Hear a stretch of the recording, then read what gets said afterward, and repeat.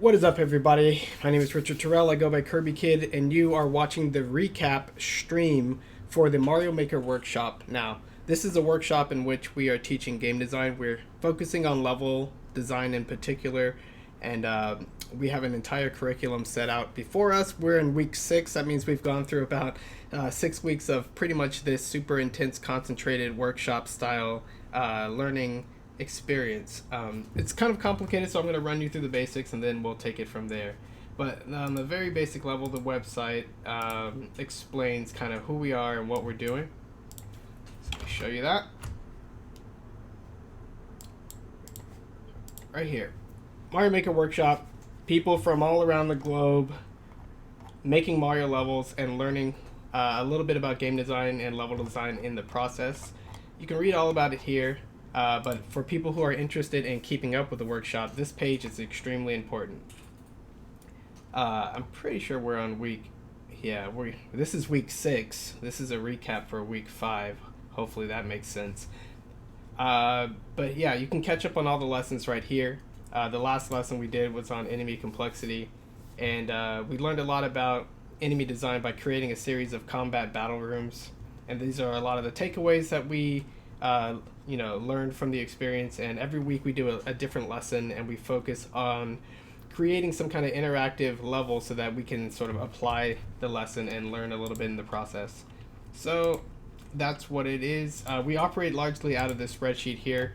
You can see the members here. We each have our own maker code, and we can keep track of each other's levels pretty easily by favoriting and friending each other in Mario Maker 2. But what's really cool, one of the main things that we do is on this courses tab, all the courses that we make, either for assignments or in general, we put in this tab. And it goes from number 1, the first course put in, all the way down to we are currently working on course number 105, right? So each of these courses, if you scroll to the right, we have this 21-part criteria for evaluating the design of the course itself. And these considerations can include things like gameplay ideas, what the theme of the level is, basic layout, enemies, coins, power-ups, etc. Right here on the screen are all what I consider to be the basic Mario elements. You got to learn the theme of the various elements you put in. You got to learn how to make a basic sort of platforming suitable environment. That's what we call that.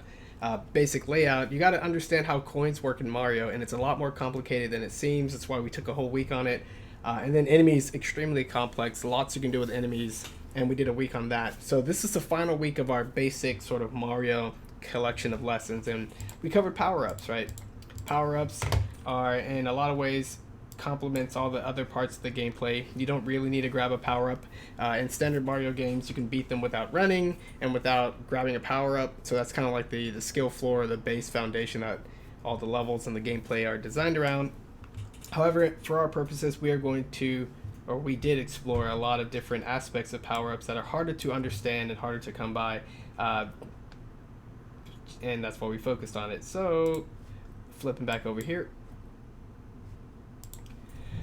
Yeah, so I created a particular assignment for the workshop, and I'm going to show you the details. Let me see if I can pull that up.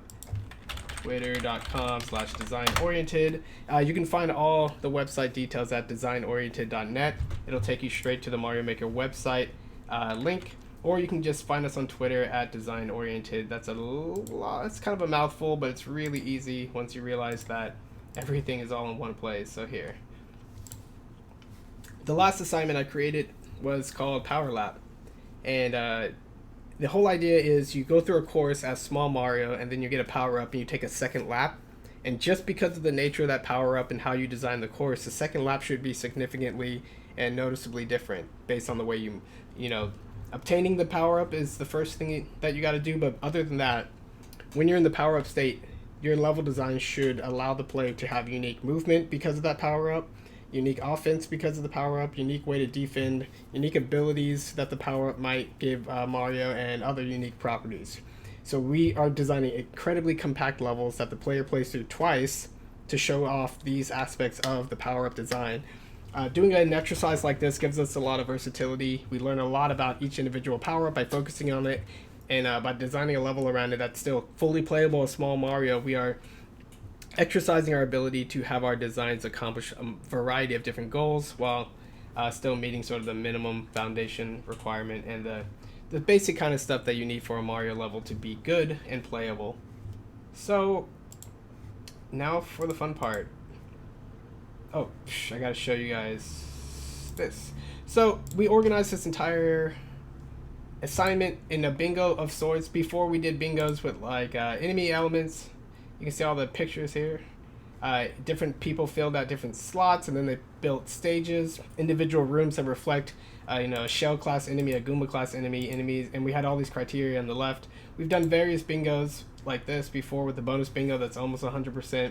We 100% knocked out the enemy bingo. That's amazing. And now we are on our third bingo, which is the power-up bingo, and we are super close to 100%ing it, but this one looks a little different.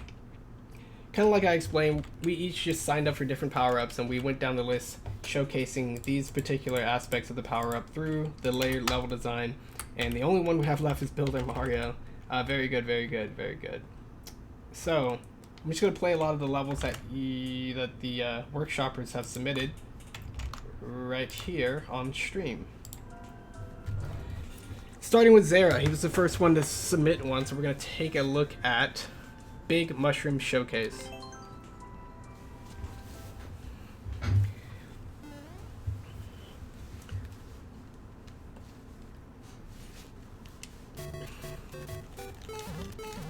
Alright, we've got some kind of crazy contraption here. I played all these levels, so I'm going to talk through it as if maybe I haven't played everything multiple times.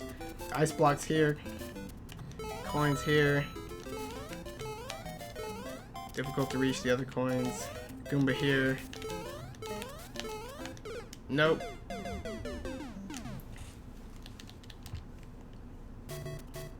This is super compact. You fall on the Goomba like that, you can kill him. Watch out for skewers. Oh, that one's stopped by the red thing? I didn't even know that happened. Okay, we're up. And just like that, Small Mario completes the first lap of the course. You hit this button, this comes out, knock it out. You can't get out of there, so you have to jump up into it, and when you jump up into it, you automatically start showing off the unique movement that Mario has with this power-up. You can crush blocks that normal Mario, can't crush at all. This is unique movement too, having to slide underneath it. Unique way to defeat enemies is hitting it from underneath, even though normally Mario can't do that. Ah! Well, that's a unique way to defeat enemies right there because it kills it in one hit. That's a unique way to kill an enemy too. Okay, we got movement, we've got defense, ducking under things right here. And you got offense, defense, unique abilities, crushing things, and maybe the last one is unique properties. Kind of showcasing a lot of that simultaneously. That's just kind of how it happens sometimes.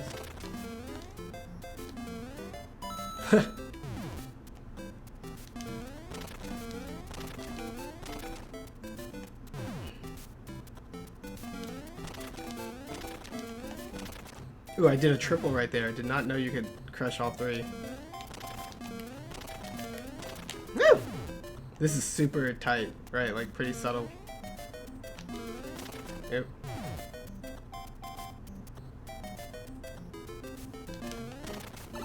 Oh well. One of the requirements is that we never lock you out of beating the course as Small Mario. That's funny. And so even if you get hit on your second lap, you can still beat it. But you can clearly see that that level was designed in a concentrated layer way to showcase the differences between one Mario versus the other. The only point of criticism I have for this level is, I'll show you. The level is supposed to be exactly the same for Small Mario and Powered Up Mario, so that when you play as a different power-up state, the differences become obvious based on the properties. Having this red blocks like that and having the dotted line blocks right there in the middle changes the stage when you're on your second pass, and that's kind of goes against the sort of assignment in a small way. But we're gonna see this one too. Super Ball Showcase by Zera.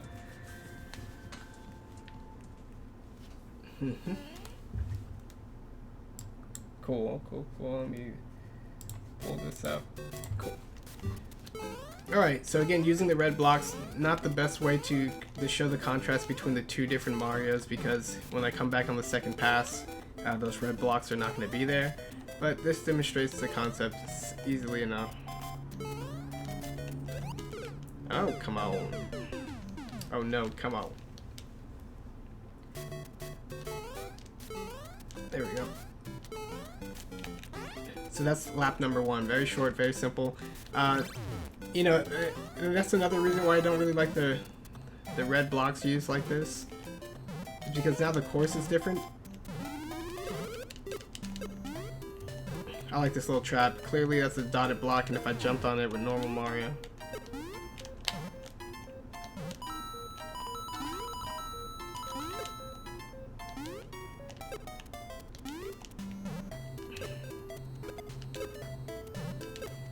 Nice little repeated timer to get that. I like that section a lot.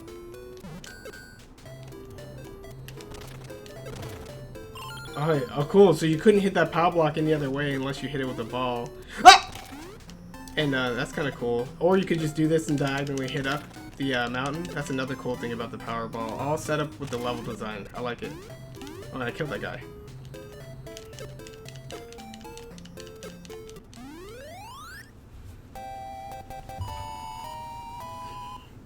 So a lot of the times the power-ups that Mario gets are pretty simple, and sometimes that makes their differences pretty subtle. But Mario is already complete and interesting just by itself, right? In an unpowered up state. So adding power-ups doesn't need to do much to significantly change the gameplay. But the levels have to be designed around it. So we're gonna see another example. Zera's third one. This is Extreme Power-Up. And this is a category I created because I realized in this game you can stack power-ups quite a lot. Ah!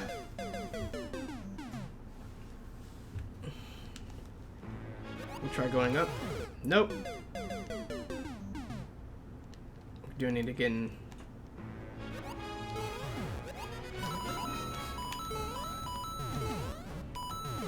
Oh, come on. I don't know what the new rules are, the bullet bills, and how they either fire or shouldn't fire when they're that close. I don't know what the rules are.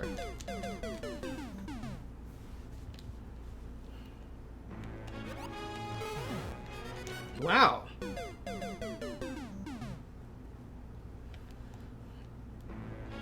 Let's do it. Don't shoot me. Okay. Okay. So then we go over here. Crazy stuff. Okay, why did I do that? I need to pay attention. It's been a long day and a long week.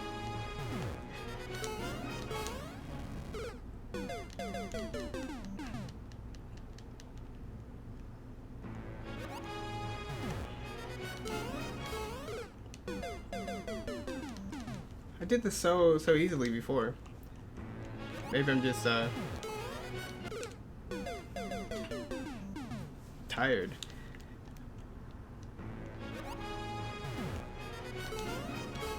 Okay, good enough. We need this Goomba to kill this Goomba stack. Oh, did not do what I wanted. Almost did what I wanted. Oh, not good.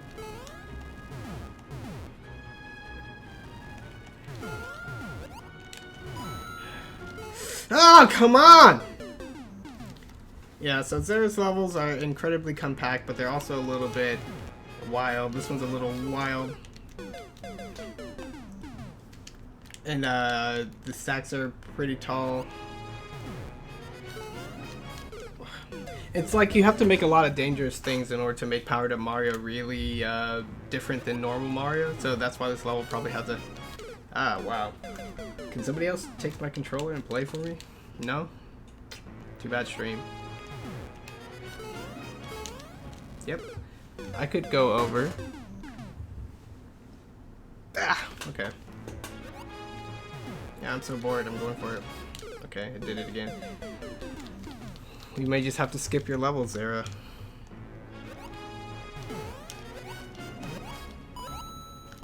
You. This is dangerous formation. I am not doing anything. When we land early and then jump, fine. Let's just kind of go with it.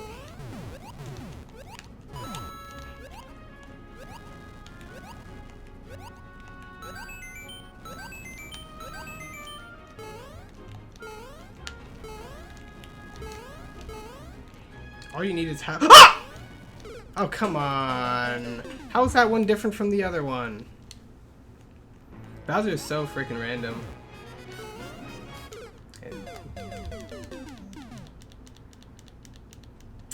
That's okay.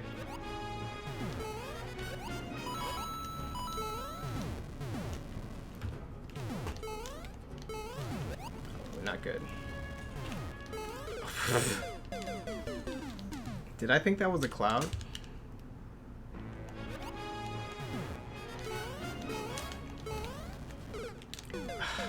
How am I missing by that much? What's going on here?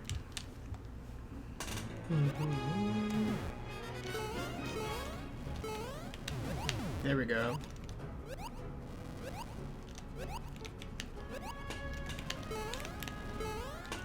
Should only need half a block of a running start to get a full running height. A lot of people don't know that. It's not easy. You have to make sure you have to jump before you actually smack your face against the wall.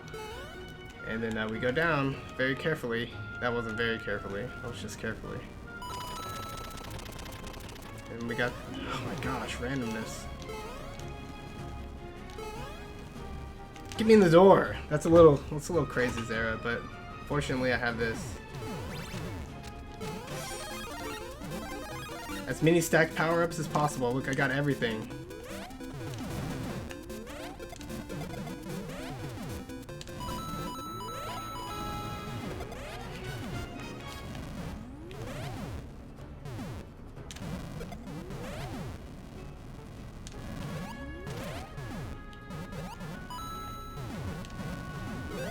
No!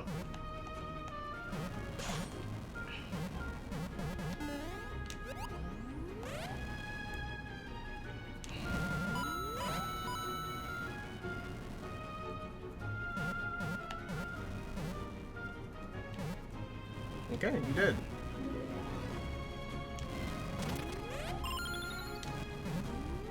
See, sectioning off areas of the level like this doesn't make any sense. We should not use on-off blocks to do that. The level should be the same as Big and Small Mario. Oh, you back?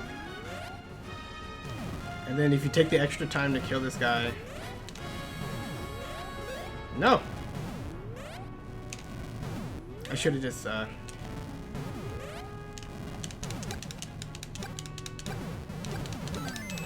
Yeah, you take the extra time to kill him, you can go back.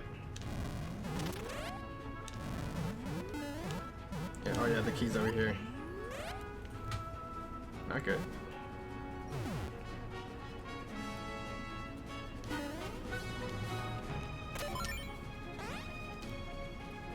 And your reward, which is telegraphed nicely. Foreshadowed, if you will. Okay, then he tries to kill you.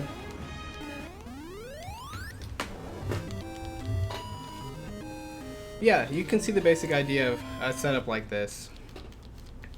Sometimes the difference between powered up Mario and not powered up Mario is incredibly destructive. Like, I could clear that entire stage of enemies and almost of all the blocks. Falling with style. Okay, here's one. Hey, look, Spock. Spock is one of our newest workshop members, and looks like he is grabbing records. But can he grab all of them? So, okay. So you're like playing the game, you're like, get a coin there, coin there. I see some stuff there. Ooh, this is kind of scary. Nice slow descent so I don't have to worry about killing myself on the way down. Ooh! 2, 3, 4, 5, 6, 7, 8. Nah, just 8. Wasn't paying attention. Alright, so now we got this contraption here. Now I can get the thingy. And now with the super speed. Ah, I didn't get the coin. So you go through the stage with your first lap. Everything's cautious and dangerous. But on this particular stage, the second time you go through, you've got star power. You're faster, you jump farther, you're not afraid of these ghosts, and you can even get out the room this way. Start killing them. And this is just big enough jump for Mario to make us Star Mario and not regular Mario. Kill these jerks. Ah! Camera is always an issue, but I should have known. So let me show you the difference. So this is what really subtle level design can get you, right? Like, now I'm in a pit. Oh, I can get up there with a half run. Very interesting. That's a pretty tight window there. It's a lot easier at Star Mario. And then as you get to all the coins, 3, 4, 5, 6, 7, 8, 9, 10. 1. I may need to, okay, no. See, this is kind of neat how they're slowly closing in. Okay. So let's say I get this and try to give myself as much time as possible. I gotta make a few. Let's assume I got those. No, I can't get it. Didn't get it. So one of the cool things about Mario, classic Mario design is coins are sort of an invitation to play better, smarter, faster, more fun, whatever. But in order to make that happen, in order to convey that idea through gameplay, you have to follow certain principles when you are working with coins or designing coins or building levels. And just to show you, one of the things we do in the workshop is we collect principles, and among other things, we connect knowledge, bits of knowledge that we learn about the game, just to give ourselves a sense of just how much there is to learn, and so we can share the things we learn easily with each other. We have over 300 pieces of knowledge. Huh, we're almost at 350. We also collect our gameplay ideas. Hopefully you can see all this. Cool. Oh, look at that, look at that, look at my banner. It says week 5. Should probably say week 6. Let's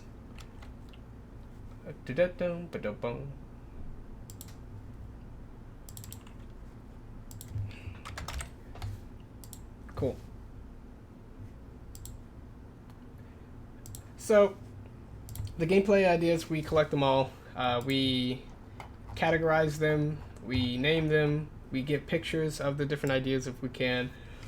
We have 230 different gameplay ideas. Some are very small, like doodads and gizmos, and some are ideas that can flesh out a whole course or even multiple courses. And if we're inspired by a particular level, we put the course ID in there.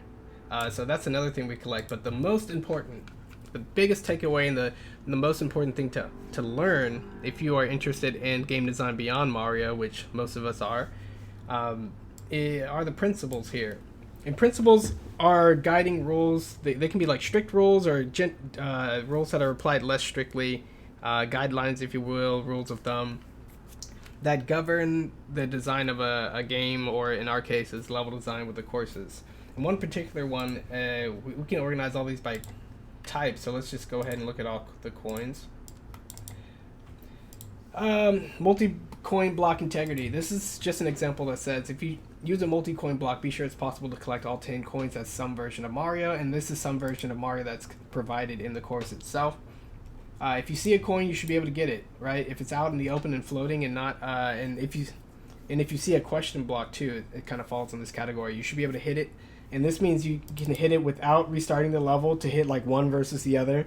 This means you can get all the coins without dying, without taking damage, and as long as you have the right power-ups, you should be able to get every coin you see. This is a principle that Mario games, as we say here, Super Mario Brothers follows this principle. Super Mario World does not follow this in bonus rooms, right? So there are some bonus rooms in Super Mario World where you cannot get all the coins because you're falling, and they just put a bunch of coins in the screen. But overall, the course part of Mario games really communicates this idea.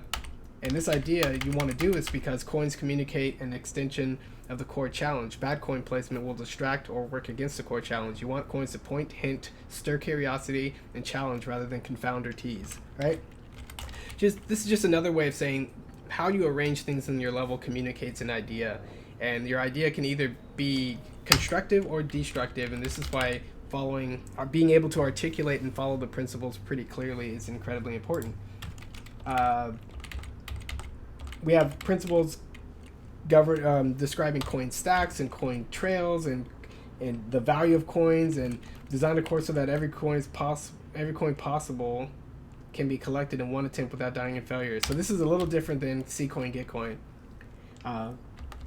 If there are coins that you can't see, like hidden blocks or maybe even question blocks, this principle says if it's in the course, you should be able to get it all in one run. So we're going to flip back over to the level here made by my brother, right there. And we're going to attempt to do it. So I think I already messed it up, but I already got those. Shoot. Okay, so I didn't do it right. I don't know how to get that. Okay. See, now I'm stuck down here. But the only way you can get out of this level is with Star Mario. Or you can do this. No, never mind. This is good. The only way you can grab that coin is with Star Mario. Like that. Or we're just gonna...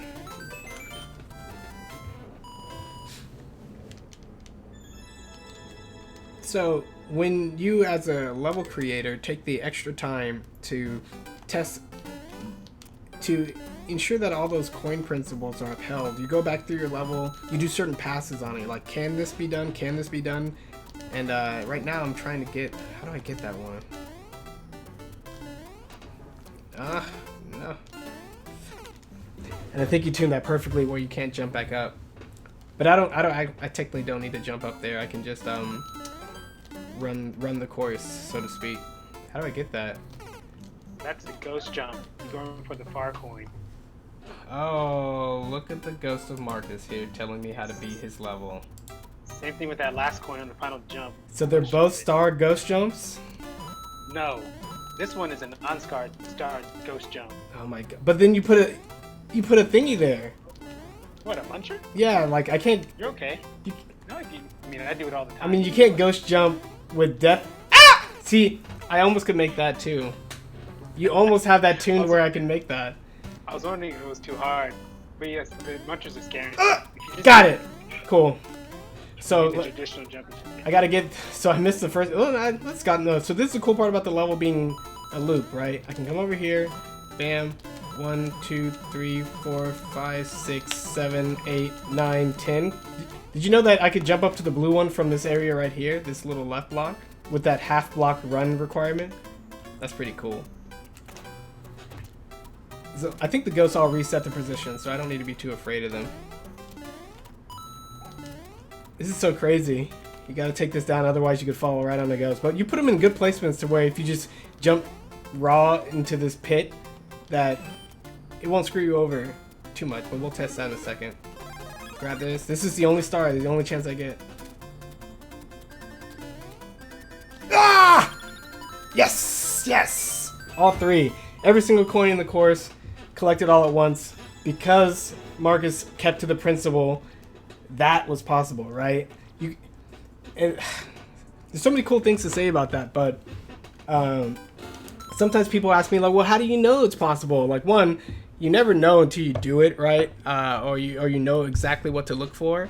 So that's the thing. But when you design something according to principles, the best reason, the most powerful effect that has on the player's end experience is that even if they never go for all the coins, like in this level in one run, they can get a sense that it's possible, right? They may do one run and grab that one, they may do one run and grab this one, and in their mind they're like, there's no reason I shouldn't be able to get this one and that one.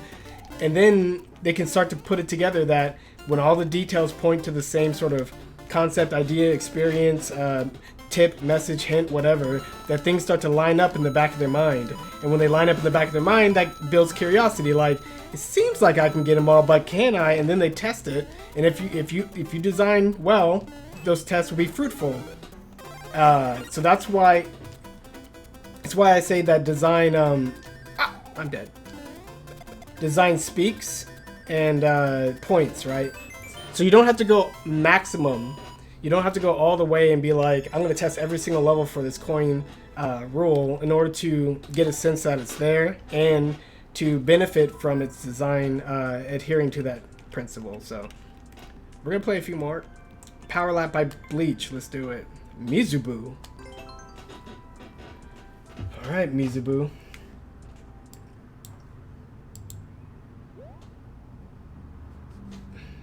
Very cool.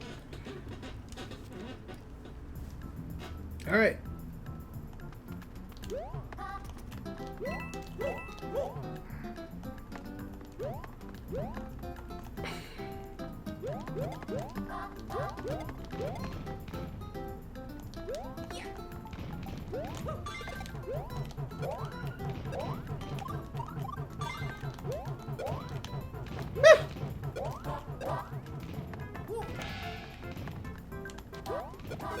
Oh, come on.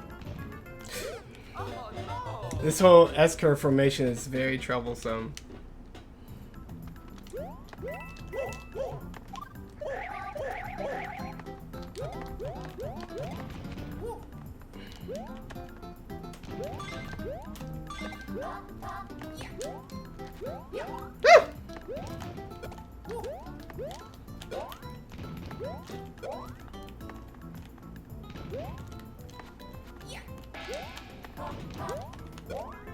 You jerk! I lost everything! Gotta get out of here. Get me out of here, Bleach. So here's another cool thing you can do. Nothing. So very difficult for Small Mario to get through. Now, I am not just Small Mario. Demonstrates immediately a unique way to obtain it. These things have to come from the ceiling. Right here, I start breaking the hard blocks. Another unique way to move is through hard blocks. I can just ignore these dudes. Got my cheers for doing it. I can kill these guys from underneath. Practically kill them. I can jump up there. Let me see if I can do the thing correctly. Ooh, that's dangerous. Okay. Wow, nothing happened.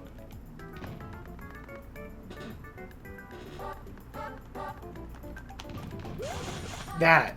Bleach arranged this perfectly in diagonal so that you could jump up in one big jump up, jump up. Appreciate it, Bleach. And then I can make my own path here. So before I was super cramped, and now I'm not. And I like how Bleach included these spikes because Spiky Head Mario doesn't have to worry about spikes. How cool is this? And then you can also do stuff like this and kill yourself if those fall on you. And now I've changed the level and one's permanently blocked. Like, super interesting potential level transformation here. Like that. So you can clearly see unique offense, killing things from below, unique defense, the movement, vertical and against the spikes, unique properties, all showcased, like all that, right? Super compact, very to the point. We are building lots of different skills here in the workshop, and some of them involve being able to design to spec, as we call it. So it's not just like I have my best ideas ever, my dream level, I'm gonna make them. Like, you need to be able to make anything that you can understand, basically. And since we're expanding our understanding, we're also gonna be required to be design at that same level of competency. It's so funny how Zero used the same formation here, and then Bleach stole it. And they both used an ice block. Very funny. So this first lap is pretty inconsequential, right? Another interesting thing about these levels is you're supposed to make a course so that the player gets all the way to the end before you fold it like this. But you know, some people do different things. Oh, Builder Mario! We do have a Builder Mario. I told Zero to take his name off of it. I'm putting his name back on. Hold on, guys. Power up. Because Zero was snagging quite a few. But you know what? We did it. 100%.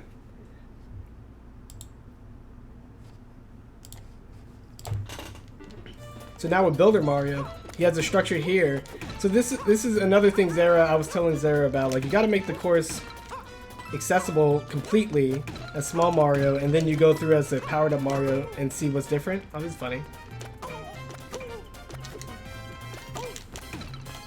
So this area wasn't accessible to Small Mario at all.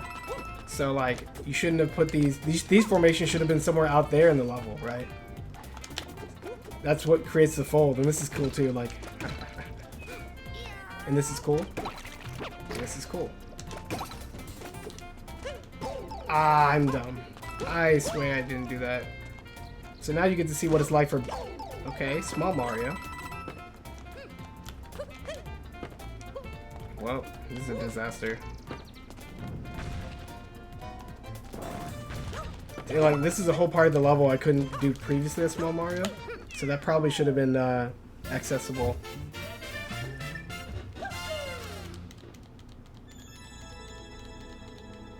The whole reason we're doing this double lap setup is to show contrast. Contrast is one of the necessary and most basic ways to learn, right? So like that was hardly a course going forward. I'm already at the fold, the halfway point, the second lap, if you will. So that's kind of crazy. A little bit more is required. Kill things in my way.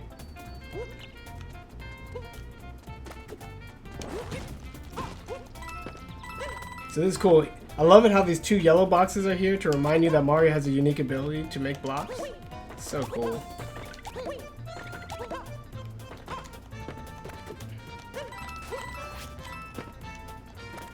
And you can also pick up blocks or destroy them. The controls for making blocks is a little weird.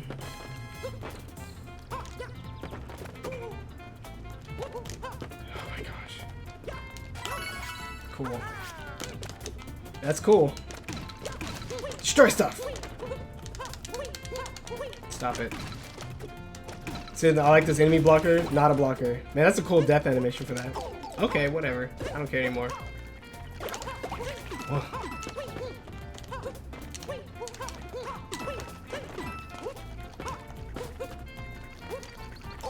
Doesn't matter. And I guess you're supposed to kill that, I guess you're supposed to kill that plant and then throw some boxes on top of there so you can get those blocks right there. And they were probably multi-coin blocks, but, you know, interesting layers right there. Fire cakes. Assignment number 4, power-ups. Let's do it.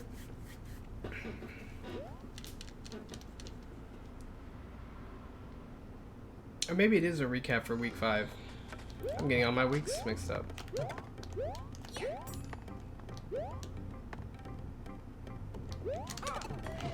away! I should have known.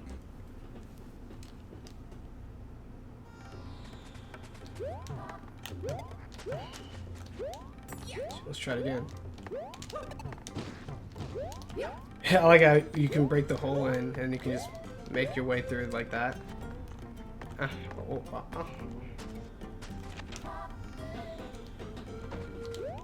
This part's a little crazy. Let's see what happens.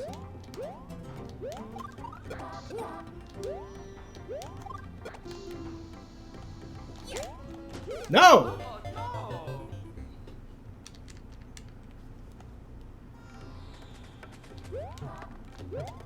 We are making our own path.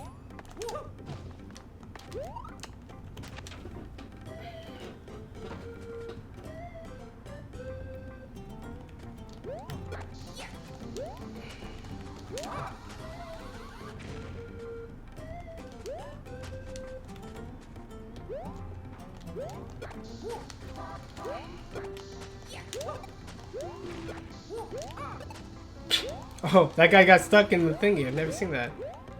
Oh, I'm in trouble now.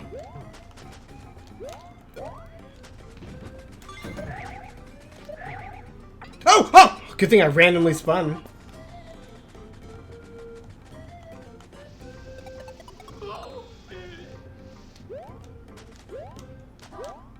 Here's a whole contraption I can't interact with. And then I'm at the fold. So here we go. Lap number 2. Unique way to obtain an object. Okay, okay. Throw a thingy. Boom. As far as the fire flower is concerned, the unique thing about it as a power-up is when you hit it out of a question block, it doesn't flow off to the side and start moving. So like, that kind of demonstrated that property. I thought it was fine. Safer. Not fun. Haha!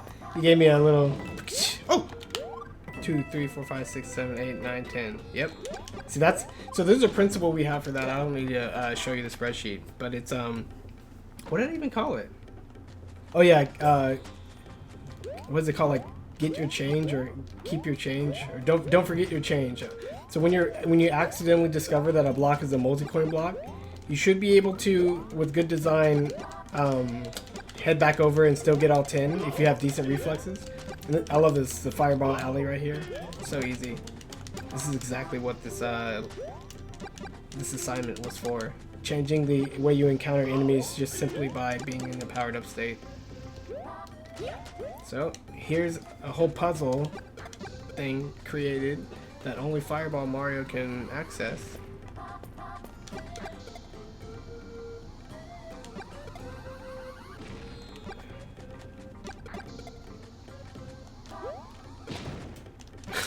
That cat. Here's another puzzle.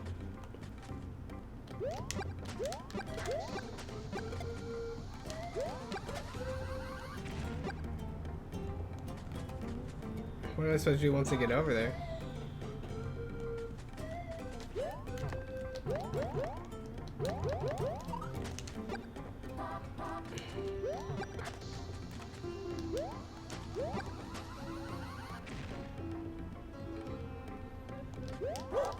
You ignite it over here. Yep.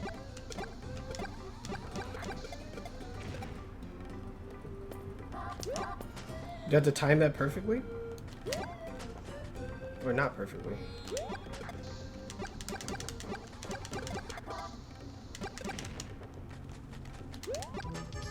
Yeah, I'm running out of time. Well, I forgot what did I do here? Am I supposed to grab a turtle shell?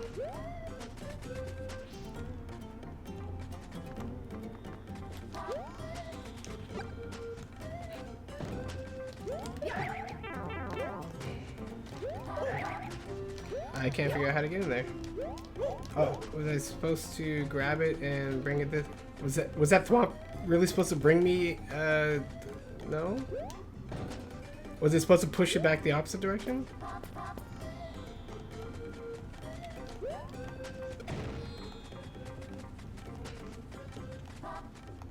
What happens if it does go in the opposite direction? No! Yeah, you should block off the... If you're going to make a one-way exit like that to go to the reset loop part, you should block off the player's ability to then re-loop themselves like that. But I'm taking the shell from here.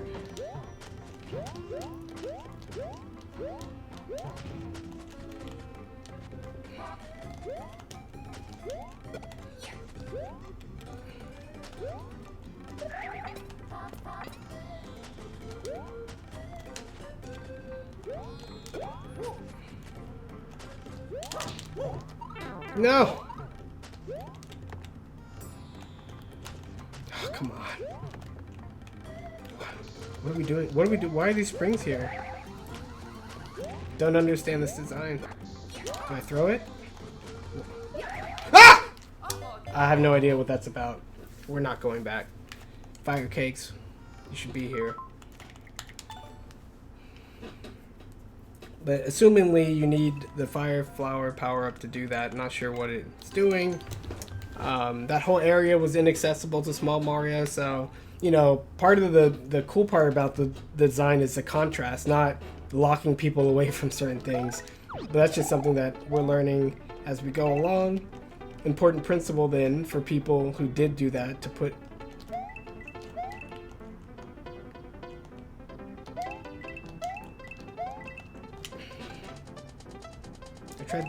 I tried to do so many dirty speedrunning tricks there.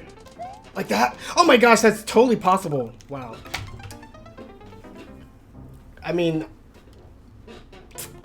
I know that that jump wasn't necessary, but there wasn't an arrow telling me to go down. So maybe that jump is just something that I would have done anyway.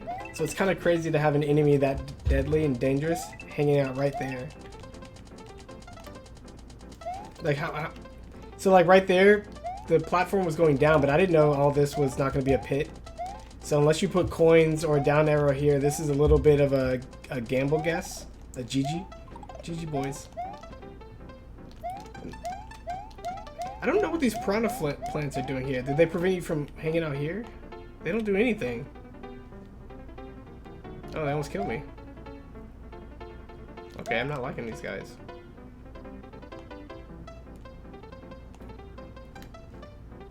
Man, that's annoying. Why would you do that, Greg? Okay, look, blocked over here. Now this is one of Greg's no-nos, right? You blocked off the exit to where you need a cape to beat the level, I think. Unless I can... We'll test it later. But this is a really cool way to showcase the unique way of obtaining a feather. Really cool.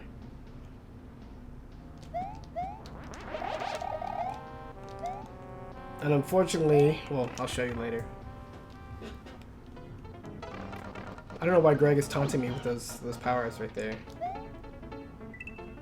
Very cool. Very cool. I love that. Not only were the arrows there before, so you're expecting them the second time through, but you're totally supposed to fly and not take that super slow thingy.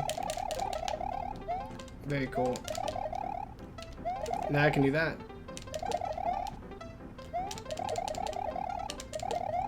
I can even kill those guys.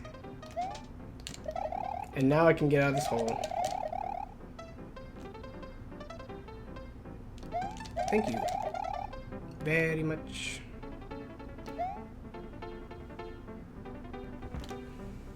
And that's Greg's level. So definitely showing the contrast between the same exact level layout, the same challenge, but engaged in two very distinct ways because of the power-up. That's exactly the kind of stuff we're looking for. I'm pretty sure the speedrun I can do this.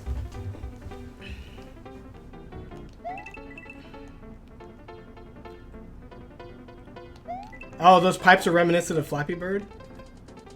I'm guessing. No, I didn't do it. Whatever. Because if I make that jump, I'm getting the world record without question.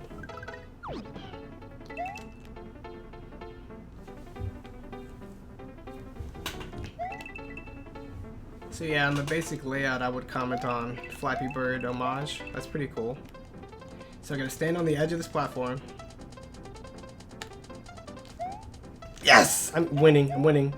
Everyone get out of my way. Actually, this might even be the slow path. But I'll test it again. So one thing Greg didn't do a good job of is sealing off the exit to make sure that the second lap is guaranteed. I just went right back to the same hole. And he even gave me the...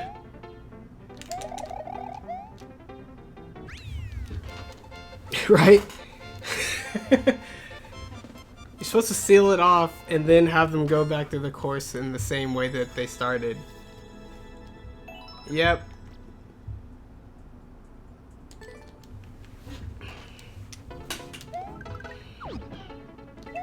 And one more try. There's one more thing I want to look at.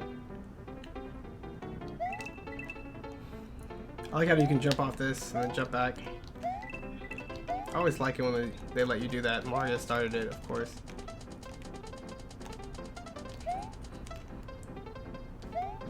No! So you need the cape. Alright.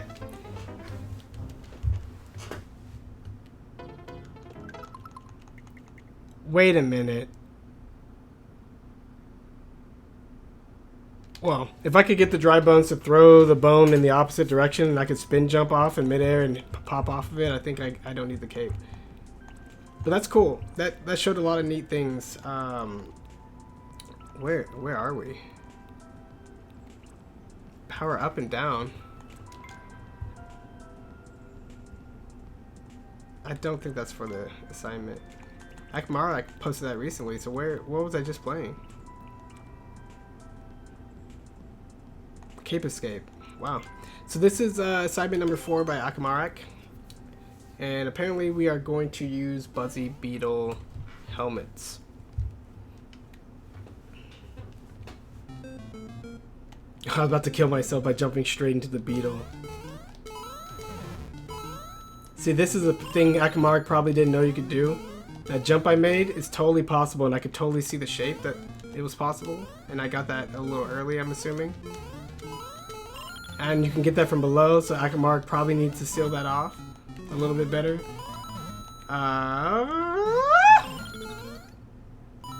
And right here, let's see if I can do another trick.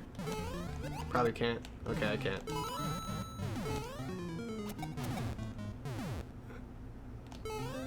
Cool, nice 4-block high, so I didn't need to get a running jump. I like that.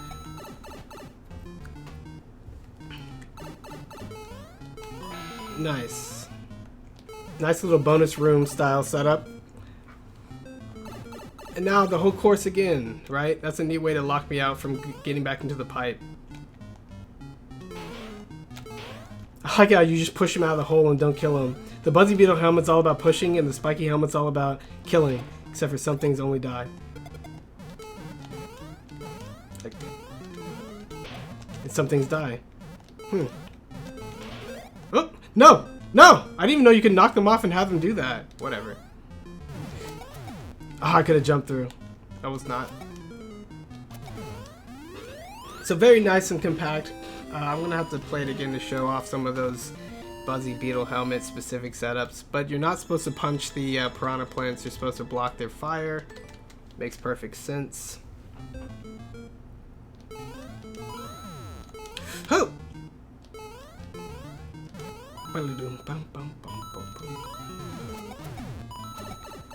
Nice and fast. I like it when you know what you're doing. You can just go by really fast. Nice coin placement there too. To encourage the player who may not know how that thing works, that is probably a good idea to go for it. Bonk. Now it's completely safe to wait here. Nice. And now, I love this. Impossible to mess up. I think. I can visit that guy, I can visit this guy.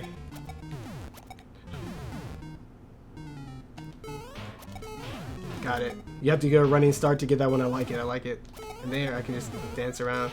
I like it. To the point, compact. Some proper, like, Akamarak let me go back through the pipe to go back to the beginning. I kind of like it when that's blocked off, but it's still good. And clearly going the same course twice. Very good example there. A dry bones shell relay for the Mario Maker Workshop, assignment number 4. Let's do this. Super Mario. Mario.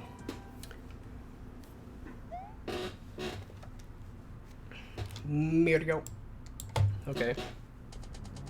Okay, so we have some dangerous junk happening right off the bat. There's a principle about potoboos or lava bubbles that I definitely want to write down, and I think we're gonna see it being broken pretty soon. Can't get that one right. You're like, okay, okay. Coins, dangerous, dangerous. Okay. Okay. Dangerous. Okay. Ah! Oh! That probably did not that probably could have gotten killed easily without being able to see that coming. So we're just gonna trust the arrow. Okay.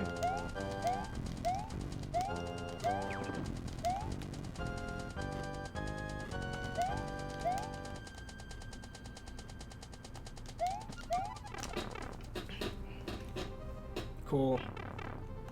So nice use of checkpoints, by the way, right here. I love this. That demonstrates both that the shell can float in lava and that you can get it once it's in lava. I love that. That's good. I'm dumb. So then they give you this really easy 50. Maybe this 50 over here should have been a... Oh, really? You really want the player to do this? Are you serious? And get back in that little hole? It looks like I can get as many shells as I want. So another way to do it is potentially this. And leave that there. So I think Super Mario likes to make these cramped spaces like this. Not sure.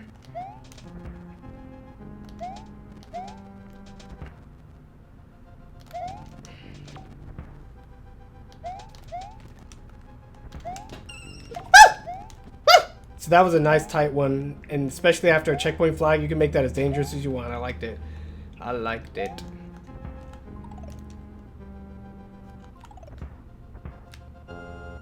And you can do a variable bone crush animation like that. It's not too fast to come out of it, but you can do it.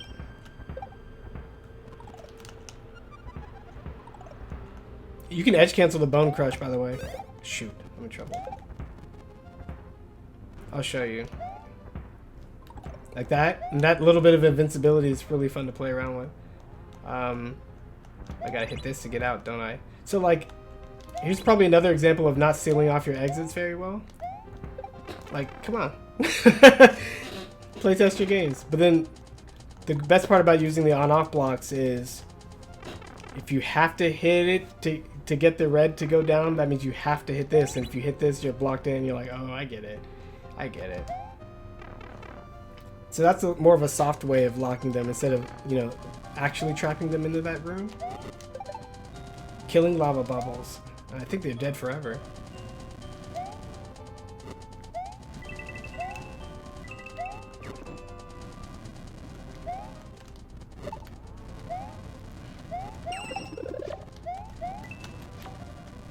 Oh, I'm about to burn myself. Why would I ever go to that low path?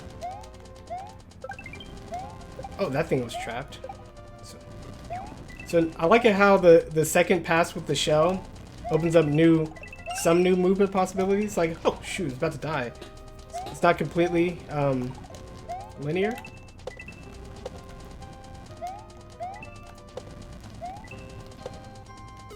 Oh no.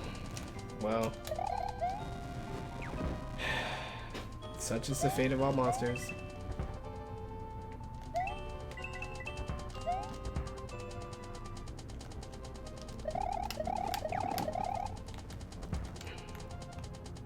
Yep, unforked.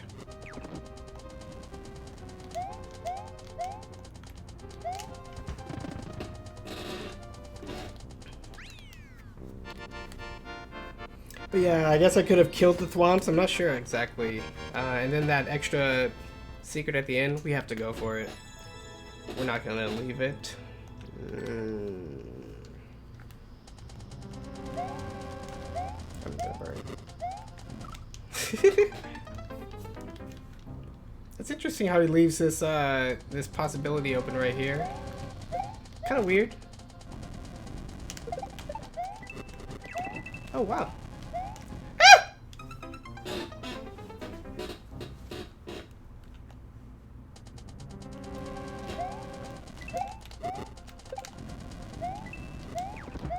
Nope. So having a gap like that where it looks like you can kind of pass through it, it's probably better to avoid that at all costs so that everything in your level communicates its interactivity very clearly. And there's like no question of what you can and can't do.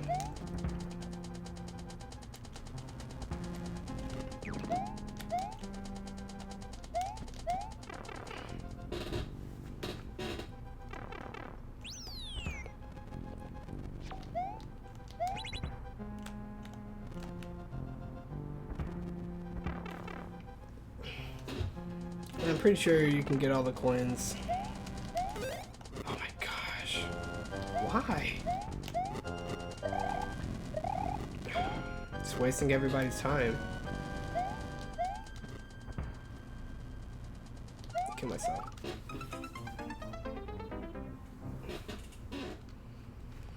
So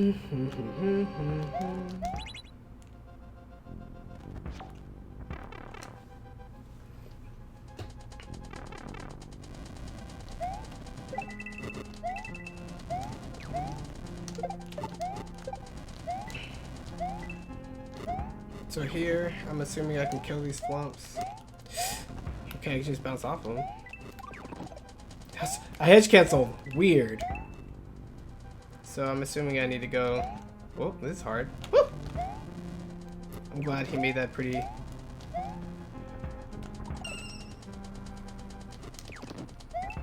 Oh, I didn't know I could stand on the spikes. I just 2, 3, 4, 5, 6, 7, 8. Ah, not fast enough. I did not react fast enough. Cool. But now my head is definitely exposed. So right here, this is a cool thing you have to do. Cool, very cool. Why would you make that destroy itself? It goes against the principle.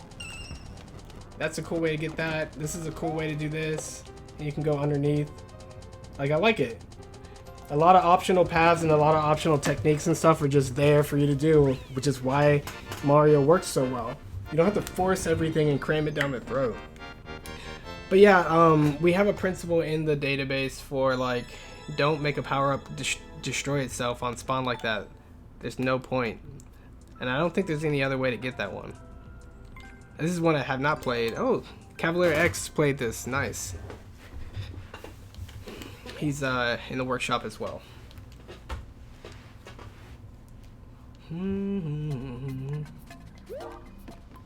Okay. Okay. Okay. Okay. Not easy to get all those. This would be fun in co-op. What a nice simple level. Are you saying I can't get up there? Interesting. The old-fashioned soft lock.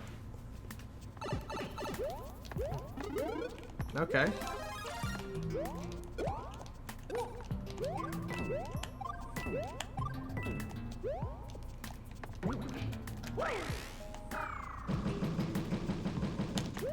That's pretty neat.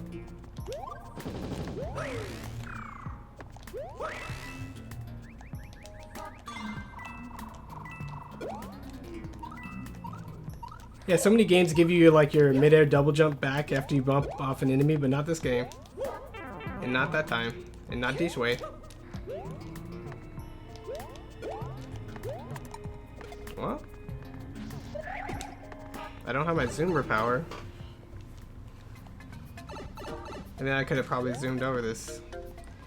Looks like Marcus created a power-up lock too where, well,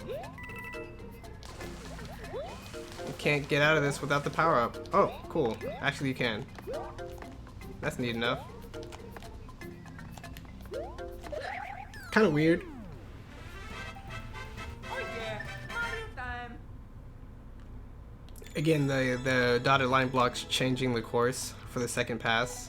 And that's kind of weird.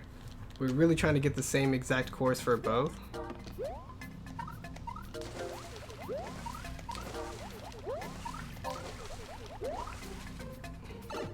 So unique movement, unique properties, unique blah blah blah blah blah blah. Right there, unique obtaining. If I were Marcus right there for the unique obtaining, I would have made it to where you can't just jump on top of the question block and grab it. Because the unique movement part of the propeller mushroom is that it goes up, floats down, goes to the side, and then zooms up.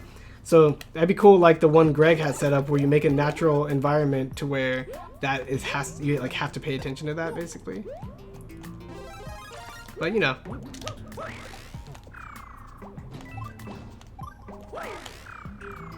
Oh, so bounce. Oh, soft lock. Soft lock. Bumpers are dangerous!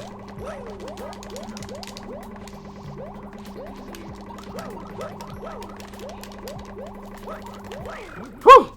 Okay, bumpers are dangerous. Bumpers do give you your mid-air spin back because you're technically hitting the ground, I guess. I guess all trampolines would do this for you. I like how you can line it up with the slow fall. and then do that. And I guess the bumpers are here for me to play around with this whole...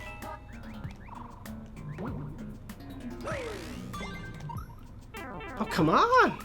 I'm so bad. I don't know, that's good enough.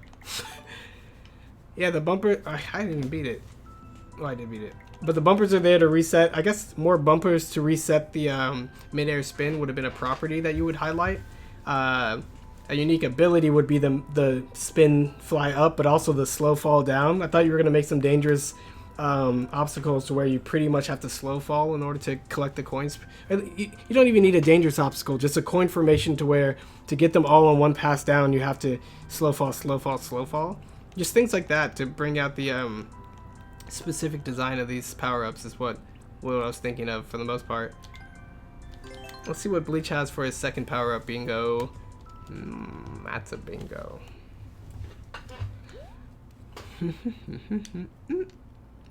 Where did Bleach get those glasses from?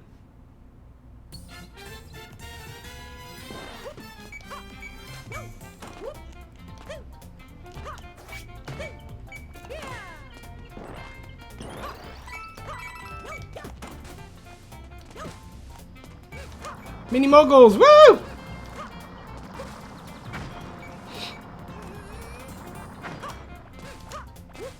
Oh, that was scary.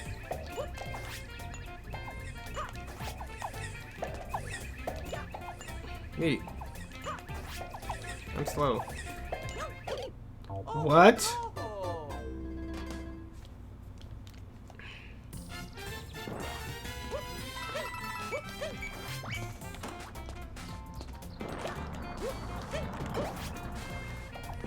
No!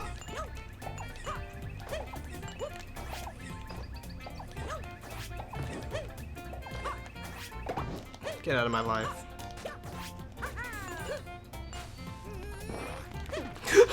That was close. Bleach, why? That was weird. Use of a door. Okay. Cat time. Cat time. Nice arrows. Cool, cool. Oh, I didn't realize it was a cat climbable wall until Bleach did that setup. And this is probably a unique offense. Ah! Oh, cool. Can I get up in there? Do I want to get up in there? Neat.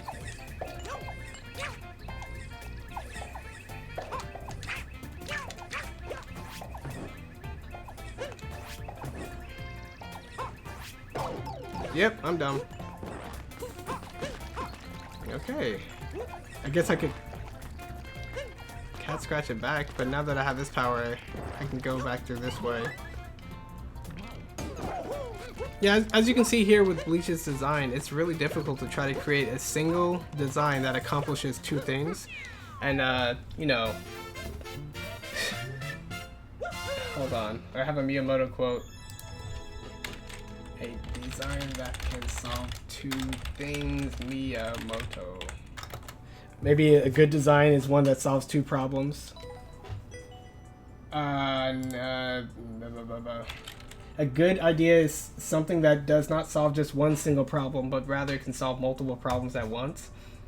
And you can, you know, replace idea there with design, but essentially problems, right? Problems are things that come up in design, like how do I get the player to understand this? How do I get the player to do this cool thing? So on and so forth. Expressing an idea in itself is a problem. It's something to be solved or figured out or worked with. So Miyamoto's saying if you can find something that does two of those things at the same time, then you have a good idea, right? Not just because a lot of times when you address ideas individually, your individual solution for an individual problem doesn't reflect the complex interconnectedness of your problems. But if you find an idea or solution that addresses multiple problems, that's already sort of mirroring the interconnected structure of the thing you're dealing with in the first place. Get these guys away from me. Oh no. Nice use of this enemy element here. Nice showcase that of what it does there. Get away from me. Oh wow. That's neat. So that's another thing to explore. There's the same power-ups and properties and elements that you are used to working with could work differently in another layout, another theme, another Mario style, or another whatever this is called. That's really cool. So there's a lot of possibilities. Nothing's just like, it's a boring oh this. There's no boring oh anything in Mario. Ooh, thank you. Missed it. I'm dumb. About to die. That's some pretty close hitboxes there.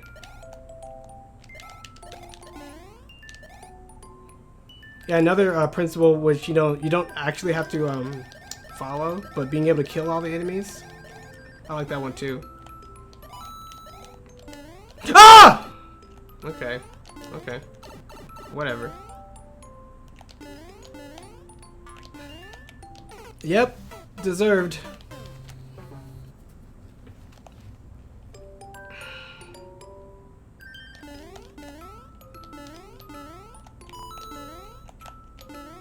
So all the red ones are dangerous right there. Nice, but too late. I didn't see it. Oh, shh. It's hard to talk and stream and play. Yeah, the coloration has a good hint to what's coming out. Very good. And I knew it too, but I didn't. I knew it, but I didn't. Dun, dun, dun, dun. Bros 3's dotted line blocks have smiley faces, or is that just in this negative world? Nice simple platforms right there. This is a classic way to prevent the player from going back up through a pipe. Wow, about to lose it all. That was not so strict, so I appreciate it.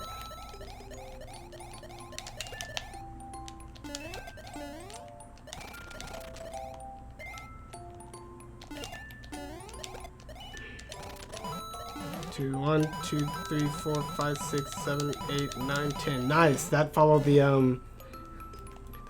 rule of don't forget your change. And it was also well masked by the I'm stupid.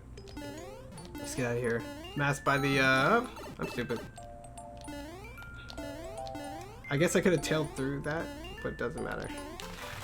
Yeah, so putting in some of those blocks that didn't have coins in it and then putting that one last one. Pretty good. Pretty good. I like how straightforward and simple that one is. And then Akamarak did another one, stacked power parallel. So this one's going to be another mega super stacked power up thing. We'll see which combination he went with.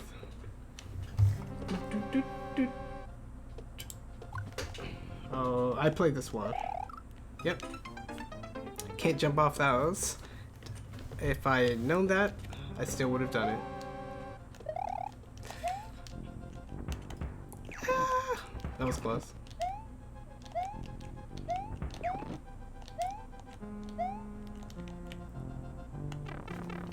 Nice and short, some hazards.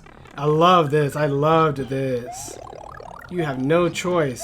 You could maybe skip the Yoshi, but then you couldn't skip that hard block one right there. A really nice way to power the player up in a... It's hard to miss that apparently.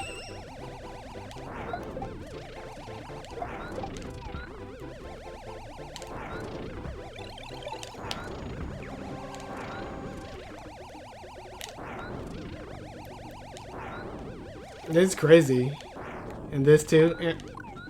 I didn't realize Yoshi's tongue was so high off the ground.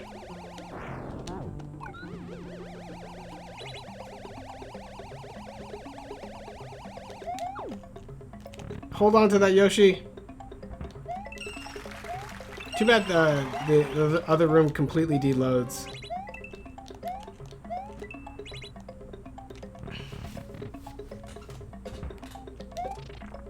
That could have killed me. Nice.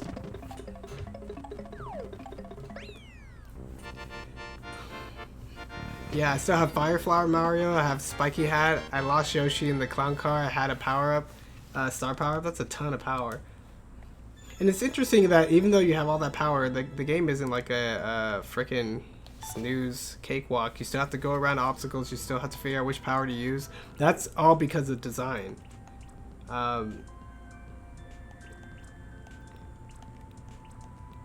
Okay, so this will be the last one for assignment number 4. Then I'm going to touch on assignment number... Oh, I'll play my level. Then I'll touch on assignment number 5.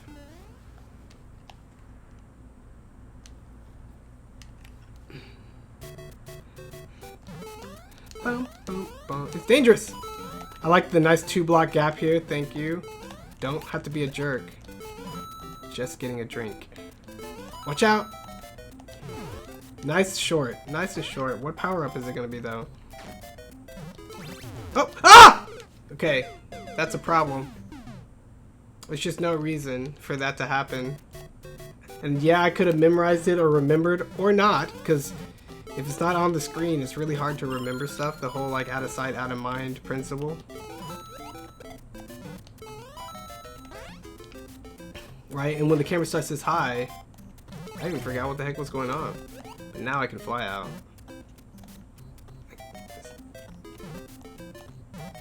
Why is there a coin behind this muncher?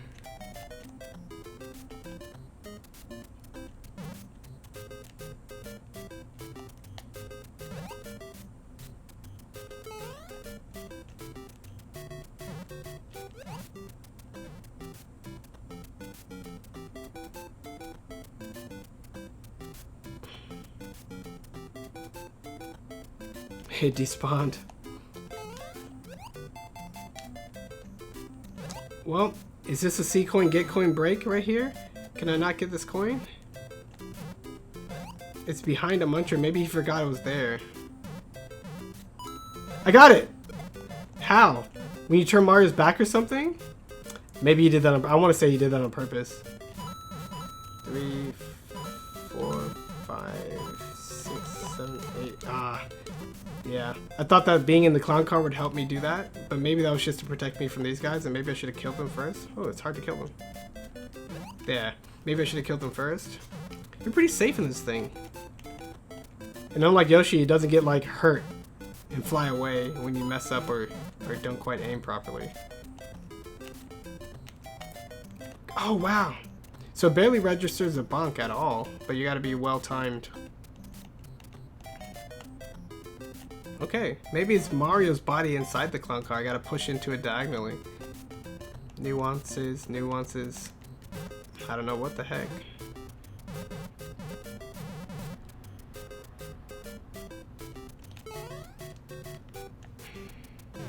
Let's do it. Neat. Yeah, I like when these levels adhere to a lot of the principles we've already discovered through the workshop and classic Mario principles.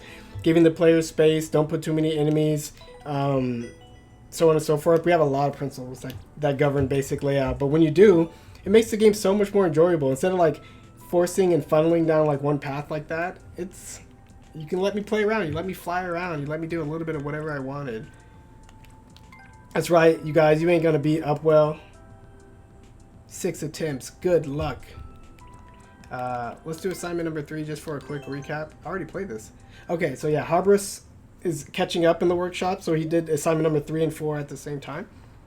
But this assignment is basically enemy gauntlet rooms. And, you know. I felt like he used too many enemies and too many elements, right? Like, there's a lot.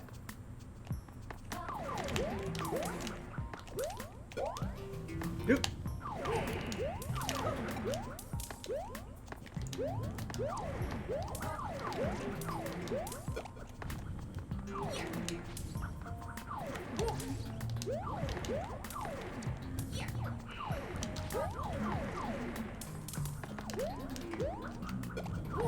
See, I don't know what he wants me to do. So that's an annoying thing when you try to put keys into specific enemies like that.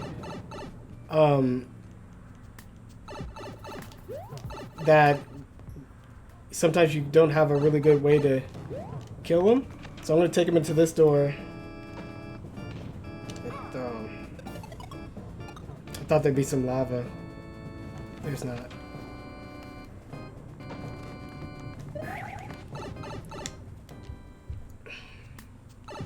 Now I gotta try it again.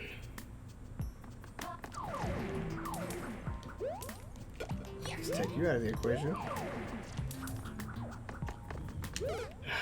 Nice.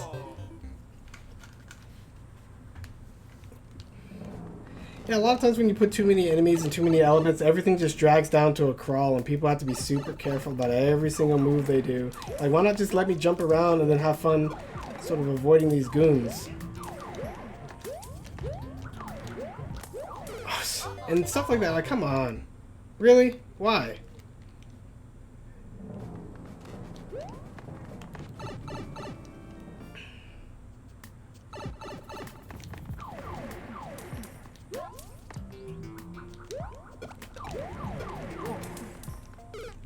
Ice, it's so annoying. But the whole theme is fire and ice. I don't care.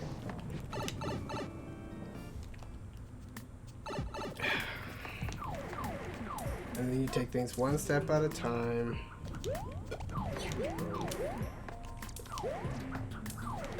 Yeah, I did it again. I thought the icicles might kill this thing, right? It just doesn't.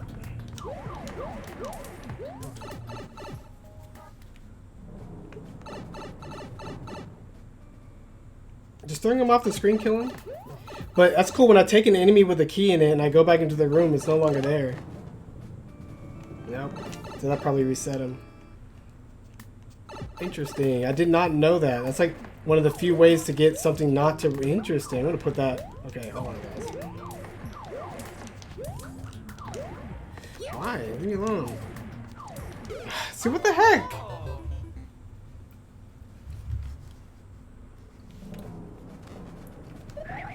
Okay, so check this out. Miyamoto quote, cool, Mario Maker, go to gameplay ideas. And then I can say under knowledge, I'm going to say, if you take a key enemy from a room, it will not respawn that enemy when you carry it back into the room. So that's just a simple thing about it's more like a system and a roll thing, but it only affects enemies because those are the things you can tuck keys into. Or maybe it affects other things, who knows. So I put my name here like that, and then I can do under gameplay ideas the key to the city, that's what we'll call it. Taking an enemy with a key out of a room to manipulate spawns that also set off chain reactions for how the room works. By knowing which enemies have keys and what chain reaction you want to stop, you then gain the keys to the city. Or whatever. It's a level design idea. We can explore it at any time we want. I'm gonna put I'm gonna put Super Mario New Super Mario Brothers U. And like that's an interesting idea. Yep, and it's just like that. Painless.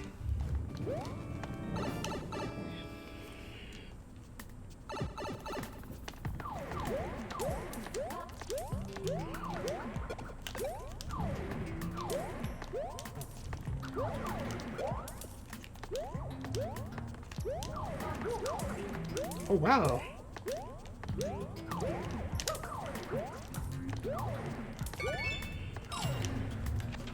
Obviously doable, but in the sense, like, you want the player to try so many sort of non-familiar... Oh my gosh. Oh! So I don't like that. That wrench is so small. And there's so many things moving on the screen. I would not have used the small wrench. I would have only used big wrenches, and I wouldn't have even used wrenches.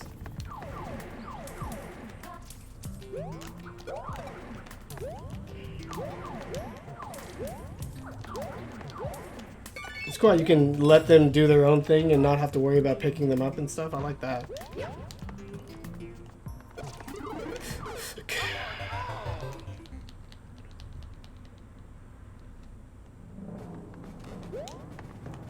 This is how I started my morning, by the way.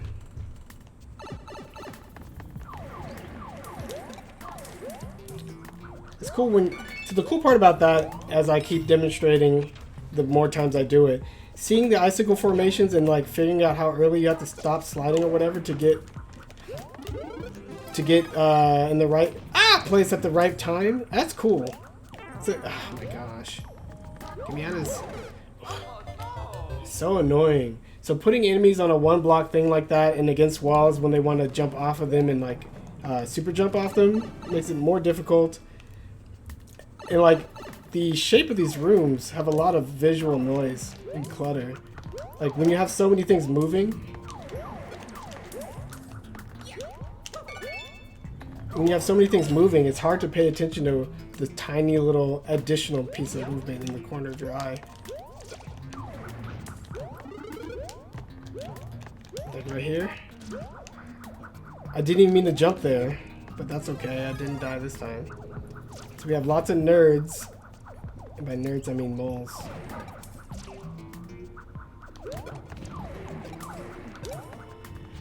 Get into this safe spot, but it's not a safe spot. Like what? What the heck? I don't want to wall jump. That room's just treacherous. I like the free... So then you take it... So these rooms definitely could have been stair-stepped in difficulty, which would have been kind of neat. Learning a little bit about the ice and a little bit about the icicles and then kind of keep it going. Okay. No! Oh!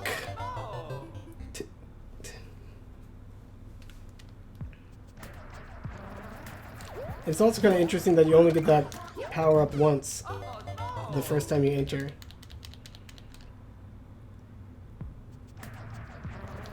But then he drops one in the corner apparently.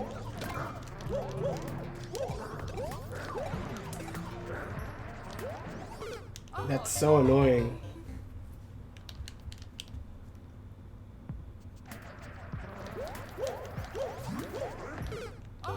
Right? Like, not giving you an adequate way to get up and not giving you a non-icy platform to land on. Like, all this is more extreme than it needs to be. If you want to just convey a simple idea of, like, a danger room or whatever.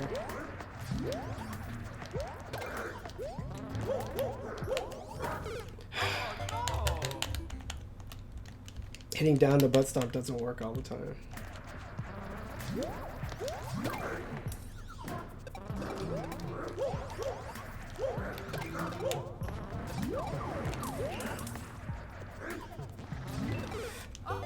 Yay, random behaviors in a really cramped space with things spawning in and random mech elements changing the stage randomly and making pits that shouldn't be there. Great.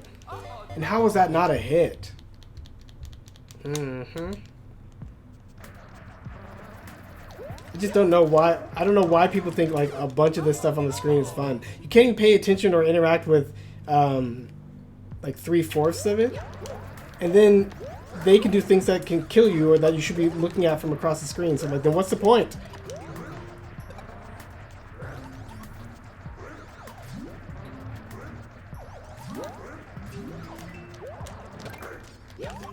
That's what I was trying to do before.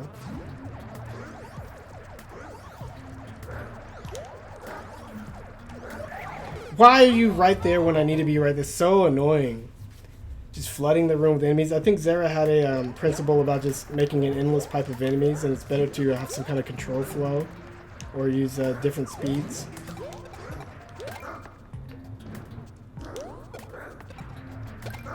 That's kind of funny right there. You're so dangerous with your random movement. And then you just kind of have to wait. Whatever. It's so annoying. I don't even think I needed the key, but we'll see what it does. Secrets, secrets. And I get this. So this is cool that I already have the key I need to escape this room. Otherwise I have to go through Bowser. Screw you, Bowser. So that was a neat way to make an optional battle in the previous room a way to skip the difficult battle in the next room. That's a neat idea. Akamara did similar neat things with keys.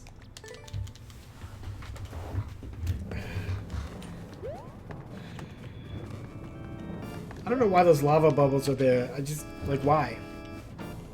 And also, if your theme is like icy flame, you should probably have something icy and something flamey like right in the opening area. So you're like, oh, like ice this direction, flame this direction, or something like that.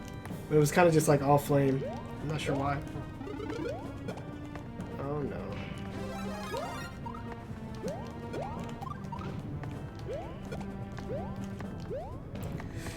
That's not good. Barely got out of that one. So I like it when these things are on blocks because you can drop them like this. I like that. And then you can get up holes like that. One hole thingy just like that's a little tricky. I hate this room. I don't know what you were thinking.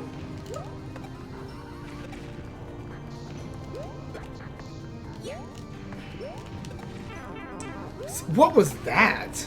I killed the enemy. It also exploded, and then the lingering explosion hit me, or did I just get hit flat out?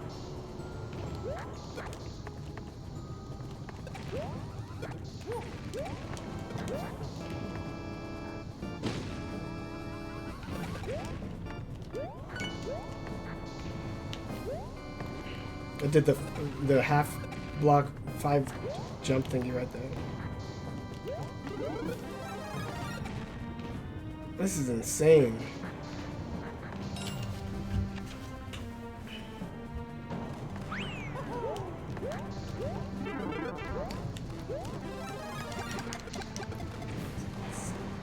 So he made it incredibly hard to hit Bowser. Oh shit.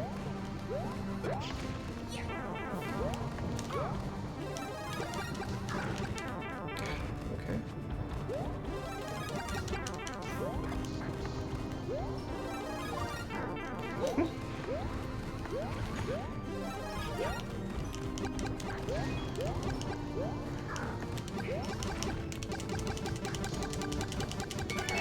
One, 2, 3, 4, 5, 6, 7, 8, 9, 10, 11, 12, 13, 14, so about 16 fireball hits. Yeah, that room's cramped. The refreshing power-ups is neat, but you gotta give players space to jump in a Mario game. Super important. You just can't, there's just no reason to have danger coming up from the bottom unless there's space to jump above it. There's really no reason to have an enemy as complex as Bowser and then shove a whole bunch of other things in the way. But interesting ideas in there that could definitely be refined and would benefit from stair-stepping up the complexity. So now we'll go to my course. Power up Super Shrew.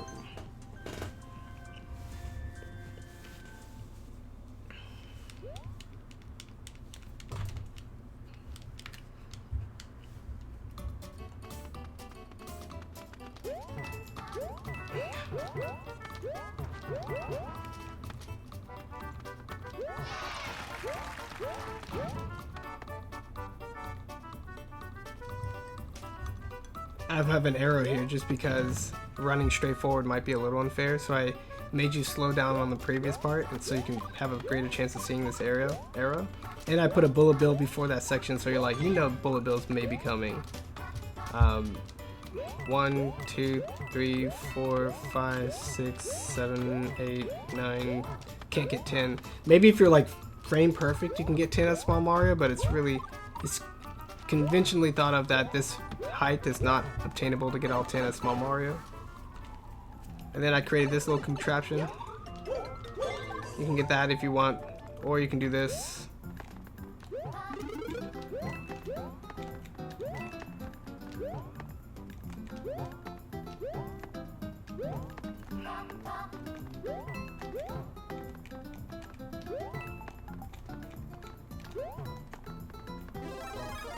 And then you can bust open the bricks. That's one of the cool things about Big Mario. And you can get it this way like that. But you have to hit this to exit. And if you went back up through the pipe, you would have been blocked. So now the movement is different. So this is showcasing the unique movement of Big Mario and how he can move up through things differently than Small Mario. And that's kind of a big deal. I tuned this thing a lot. You can't butt stomp in a space that cramped, but I put that up there for people who like to explore.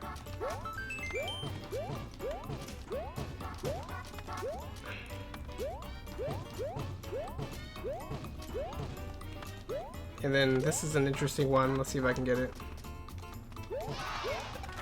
Killed him. A very unique way that Big Mario can kill because he can bust the bricks up. Unique movement. Oh shoot. The other side.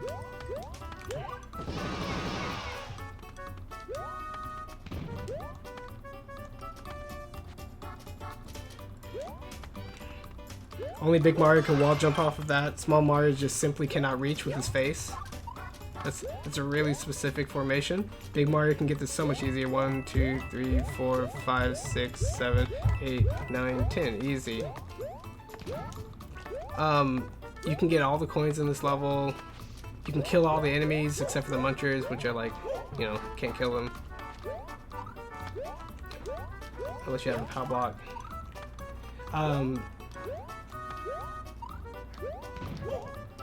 If you kill these things once, do they ever come back? I even put clappy sounds for all the extraneous things you can do. There it is. There's the second one. I knew it was up there. For people who fully explore this thing. And I like this one right here. You can do this and just prepare for it. Oh, mess that up. But then you can chase it. So look, plenty of room to jump. You can have narrow passages, but make sure you open them back up. I could have killed the bullet bills like this and jumped on top. Stuff like that. So yeah, you can kill all the enemies. You can collect all the coins. There are secrets. I even put secrets in it. The sequence and progression is very straightforward. You know, I wasn't really feeling it when I was making that course the first time, but just by continuing to apply the principles, I really like the end result. Which takes us to my current stage, which I don't like. Let's just play from the beginning. Let's hope I cleaned up all the Yoshis. I did not.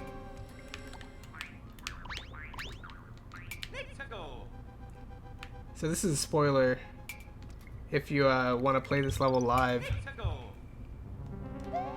Don't watch.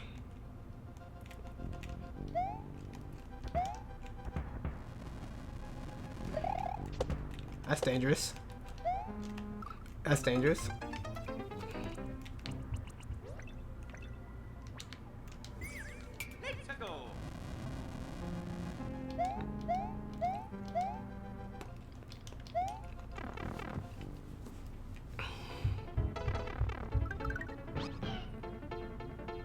This should look familiar for people who play lots of good classic old video games.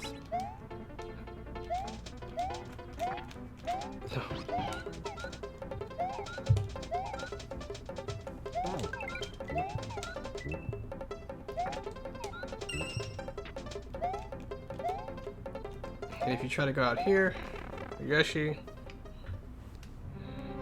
looks like you can't win the game, but you can come at it from the backwards area. I might just block that off anyway.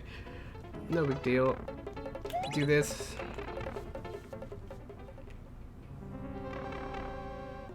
And now you go back to the whole course, and Yoshi's unique movement is that he can stand on these without bouncing. So 1, 2, 3, 4, 5, 6, 7, 8, 9. Ah, I could have gotten 10. No! Another bit of unique Yoshi movement.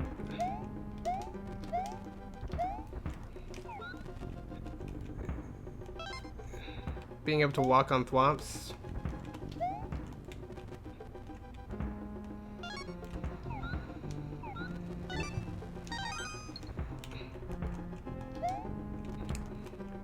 And then being able to eat these is unique offense. Unique defense is being able to eat those. Spit that out, kill him.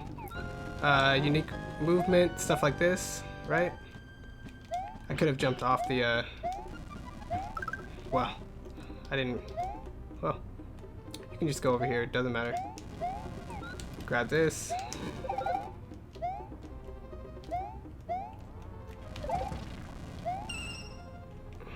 Cool. Nice. And that's the whole level, right? Very straightforward, very simple. I didn't realize there's so many abilities to get soft locked like this. And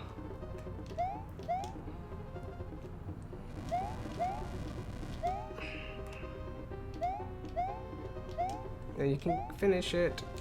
So yeah, I didn't necessarily do multiple passes on this, but those were the basic ideas. And I guess I'll just upload it pretty soon, as is, because it works, you know.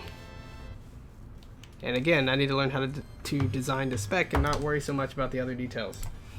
So that's almost it for today's stream. I hope we demonstrated some interesting aspects of the Mario Maker Workshop and piqued your interest. Maybe you can play some of our courses, and if you have things to say, just let us know on Twitter or anything else.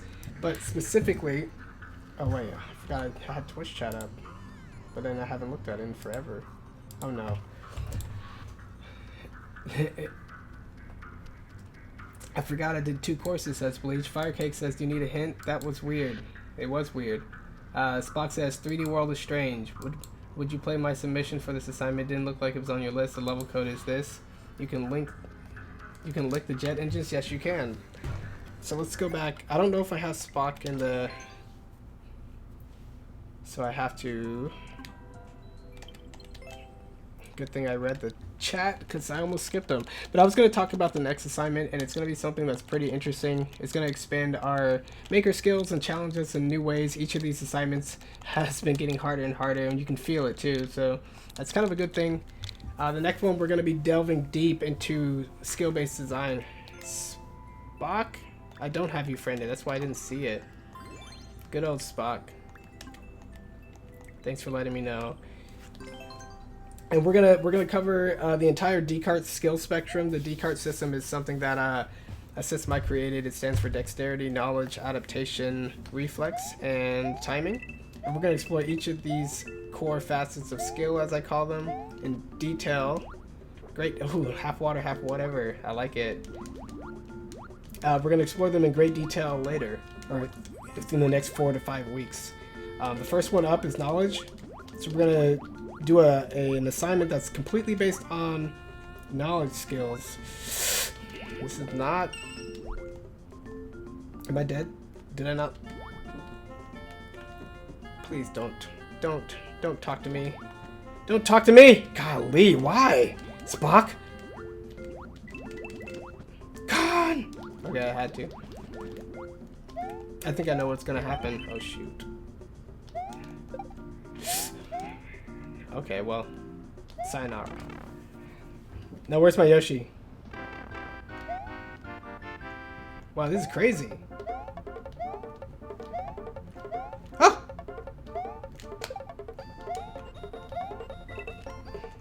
Okay. That's clearly death. What am I doing down here? Am I gonna kill myself? I don't want to kill myself. So what's the power up? What do I need? Did I not? Was it the shell? It was the shell! I had to carry it? No! That... I forgot that was one of the... And oh wow, I messed this one up. Oh well. And I can swim with the shell too. Oh, nice stuff. So, and I could have kicked the shell up right here, right? And I could have maybe something. And I should have known that's... Well, let's see if I can beat this.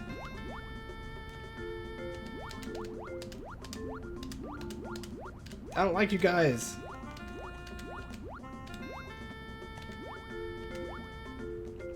They don't give me a lot of room to...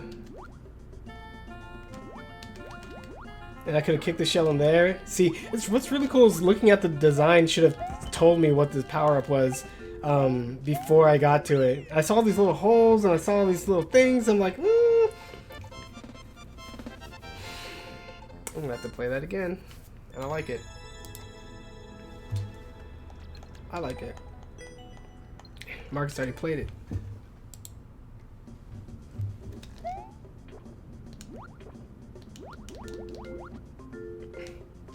I like how these swimming parts right here have a decent amount of space. This one's a little tight, but I guess it's supposed to be. This area is a little insane.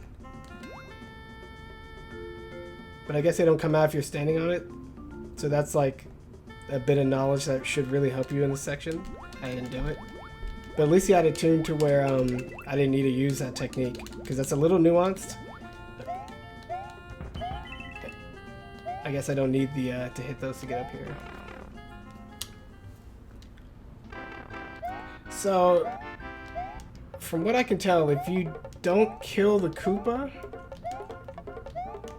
if you don't kill that little dude, right? And you kick the shell away, will that replace? Ah!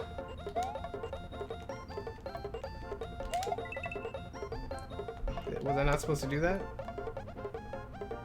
What is the lesson? What's the takeaway?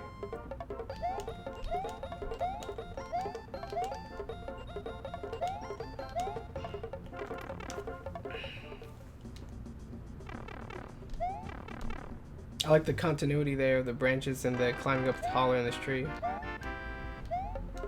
So I have a new shell. Oh. Okay, I'm not sure what to do, but in Super Mario World, when you kick the Koopa out of the shell, obviously the Koopa's not in the shell to wake up and bite you. I really like that choice for this particular. What am I supposed to do though? That, if I kick it over there, I lose it, right? Okay. Is there something in this hole? No? Why is this little dip here? See, this is a really cool way to think of this as a power-up. Like I'm jet setting now. And the little S-curves was a perfect way to show the difference in...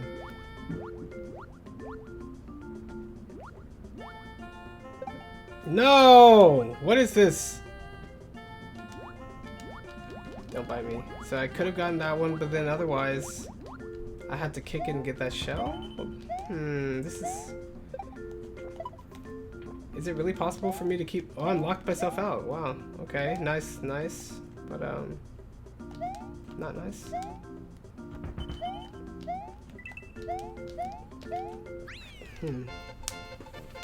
So is it possible to keep the shell and get all those coins? That's what I'm asking myself. I want to say yes, because that's what the, well...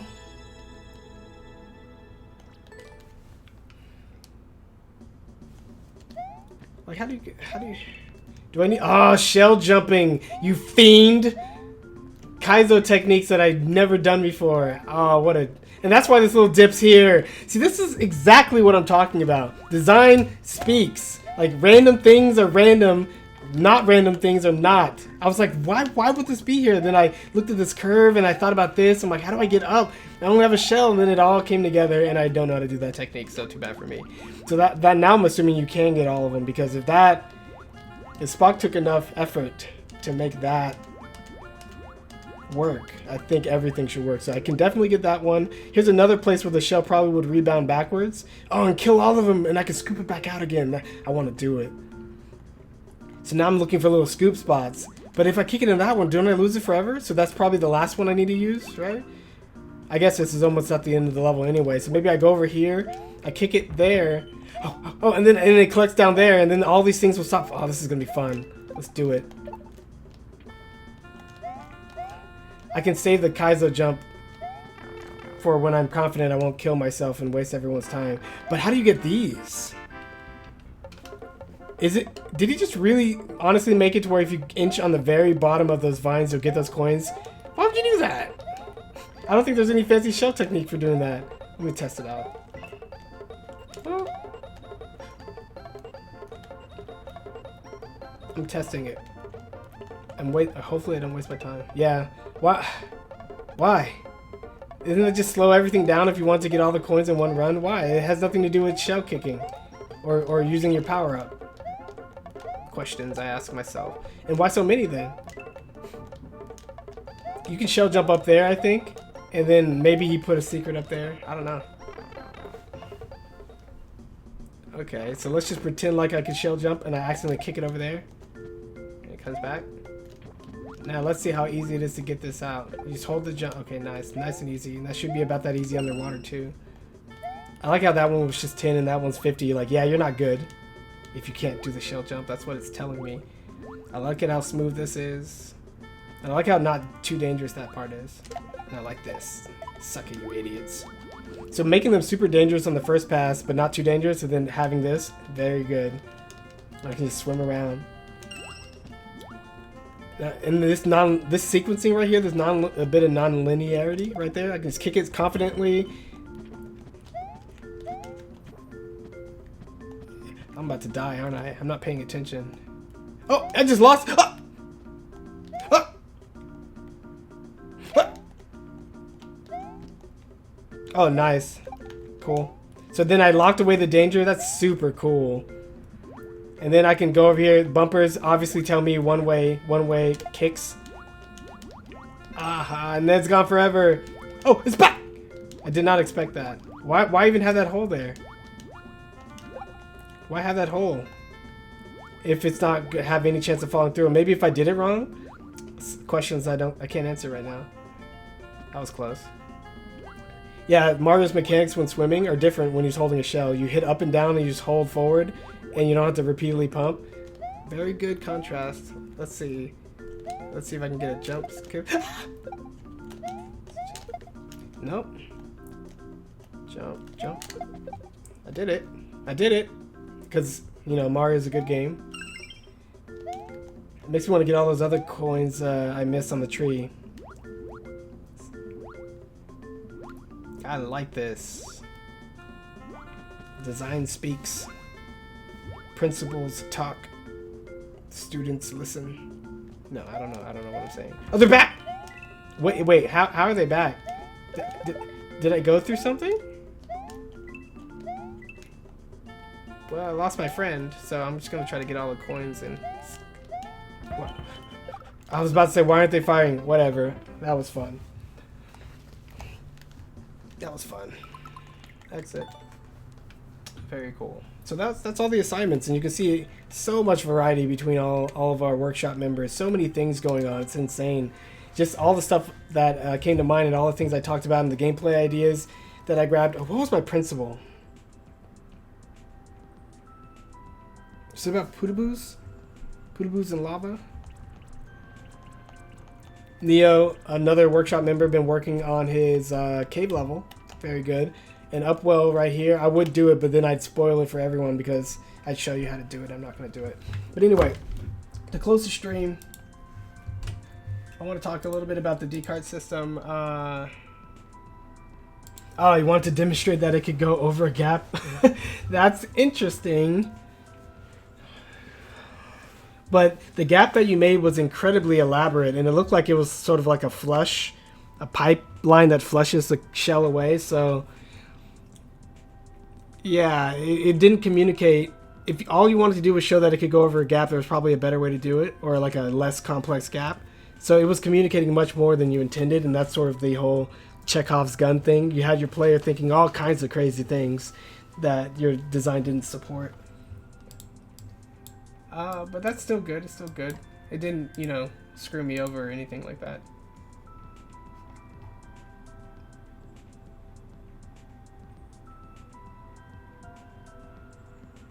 Yeah, that ice path was angrifying. I didn't do the fire path. So next time we're going to do knowledge skills and let me do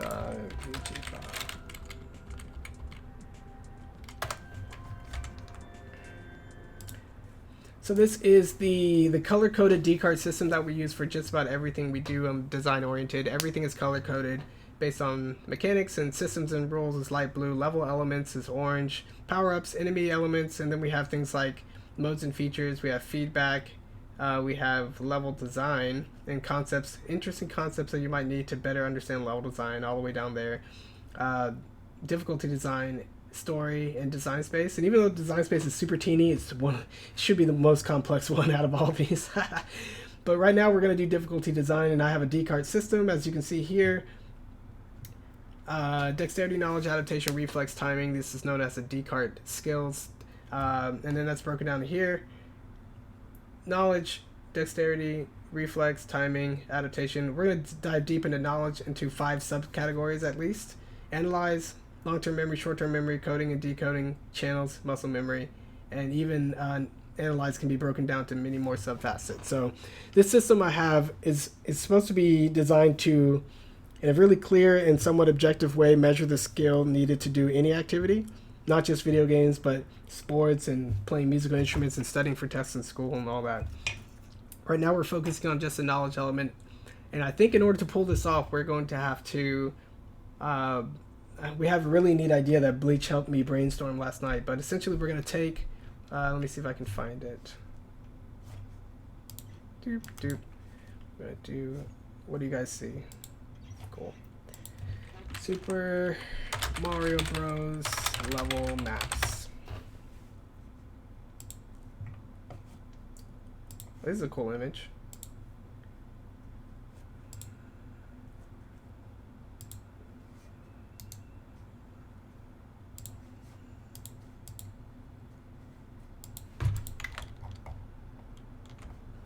Okay, good enough. I think one of our ideas we're going to do is we're going to take existing Mario levels made by Nintendo developers, probably from the original Mario Brothers and some really Bros 3 or something like that, and we're going to take elements out of what we already see, and then we're going to apply the we're going to figure out what aspect of knowledge skills that this stresses, and then you're going to be challenged to make something that stresses the knowledge skills less and more so in that same fashion. So we're going to be like basically cutting and pasting clips out of existing levels and manipulating them for a very specific knowledge focused exercise. So I'm going to write up the rules hopefully tonight and have the image, ready for everybody somewhat tomorrow, or maybe even Thursday, because whatever, you guys are really good at doing this stuff really fast. But if you have any thoughts on that, join us in the Discord, share your thoughts. I think this is going to be the best way to both analyze existing levels for how they affect the player in terms of skill, and subsequently conceptually wrapping your head around what skill it stresses by increasing it and decreasing it, and then arranging all 3 of those little chunks in a nice little sequence. So I think with, for example, knowledge skills, we'll start with long-term memory. Long-term memory is something that's stressed very easily in Mario games with secrets. And not only which pipe to go down, but where to jump to get a invisible block and so on and so forth. And you're supposed to remember these things for the rest of your life. I've known secrets in Mario Bros. 1-1 since I was 4 years old, right? And now it's like almost 30 years later, I'm like, yep, I know it. So that's definitely a long-term memory stressing thing. You can find examples of that in existing Mario levels and try to crank it up and minimize it somewhat. Short-term memory, capacity to hold, is otherwise known as working memory, stuff like that. This is just being able to remember things right in front of you for a short period of time. Mario games typically don't do this, but think about it like this. There's a principle that I like to apply to Mario games and I learned from Mario games. That's, when you're playing through the level, you should not let the player run headlong into danger without the ability to react. Well, what is the ability to react but having something on the screen long enough for you to see it? And what is having that thing on the screen long enough for you to see it allows you to use your reflex skills. But if you don't have enough time to see it, you have to memorize that it's there ahead of time. But there's a nice middle ground in that you show them what the danger is, and then you let them rush ahead into the identical challenge, but you don't give them that much look ahead, so that they have to use their short-term memory to quickly understand it on the one half, and then apply their short-term memory on the other half. You could probably find interesting setups like that in the original Mario Brothers, but that's something that you have to look for, not me. Wow, I have to do it too. Code and decode is just your ability to, like the heuristics, the tips, the methods, and the tricks you use to group, categorize, chunk, and otherwise make mnemonics out of elements for better memory retention. Not sure this is something that we can test, so I have to really think about what I put in this assignment, but that's an interesting to think about, right? Yeah. Next one is channels. Being able to keep track of multiple things happening at the same time. The ice room that I showed you in one of the enemy gauntlets had ton of stuff going on at the same time. That was information overload. But in a much more controlled fashion, we can see what elements in existing Mario design allows you to, or even like lets you or requires you to keep track of multiple things happening. Muscle memory, that's an interesting thing to test. Certain techniques in Mario, like shell jumping, could certainly benefit from some muscle memory, but we'll come through the games, we'll find examples, we'll pluck them out, and we'll stretch it, and that'll be the basic idea. So look forward to that. Next week on the recap stream, we'll be showcasing all of our examples and all of our things. And if you have any questions about the Mario Maker workshop, you can join us or ask us on Twitter at DesignOriented. You can go on our website at designoriented.net. You can reach out to me on Twitter. I'm at KirbyKid. You can drop in the Discord just to ask questions. The Discord link is all provided on the main Design Oriented website, which I can show you like that. You can also find a link to the Mario Maker workshop just like that. Here's our Discord. There's a link. Our Twitch channel, you're watching it now. YouTube channel, all the stuff goes on YouTube. So if you have any questions, let me know. But until next time, guys, that has been the Week 6 recap of the Super Mario Maker workshop. Blah, blah, blah, blah, blah kind of a thing. Peace out.